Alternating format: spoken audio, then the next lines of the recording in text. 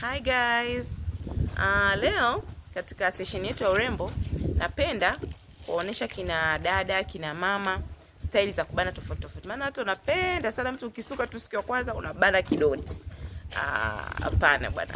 Sometimes ukishasuka siku ya kwanza ziachie nywele zako kama hivi. Hii ni style nzuri pia ambayo unapendeza. You look nice. Unaweza kukata mstari hapa. Unapendeza namna hii. Si ndio kina dada, kina mama, au unaweza ukakata mstari hapa. You see? This is the second style. Pia unaweza ukajibana mwenyewe like this. Ukavuta nywele zako namna hii, ukazivuta hivi. Kutokana na face yako ilivyo, kama sisi wenye round face, unaona?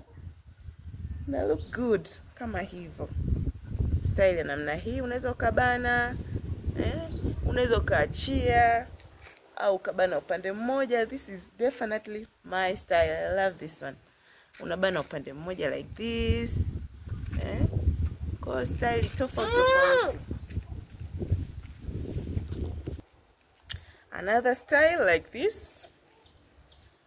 Unaweza ukabana kama hivi. Watu wengi wanaikuwa hawabani hivi kwa sababu anakuwa mtu kashabana ponytail na nywele ilipopendeza. Unabana namna hii. Unaona huku nyuma inakuwa kama hivyo, nywele yako inakaa vizuri. Bana namna hii. Unapendeza. Another style, unakata katikati kama hivi. Nywele zako unaziachia au unaweza ukazibana kama hivi. Unaona like this. Pia unapendeza. Style nyingine sisi ambao tunajua kusuka kidogo, unaweza ukazizungusha kama hivi. Umeona kama hivi. This is great style. See, like this. Unapendeza. Halafu style nyingine unaweza ukazungusha upande huu,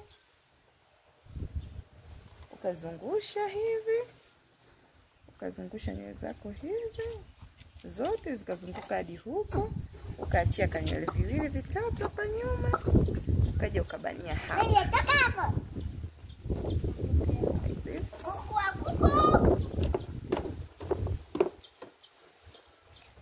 Unabania hapa nywele yako nayo unapendeza vizuri. Jamani, msipende kubana kidoti ukimaliza kusuka rasta. Kuna style tofauti.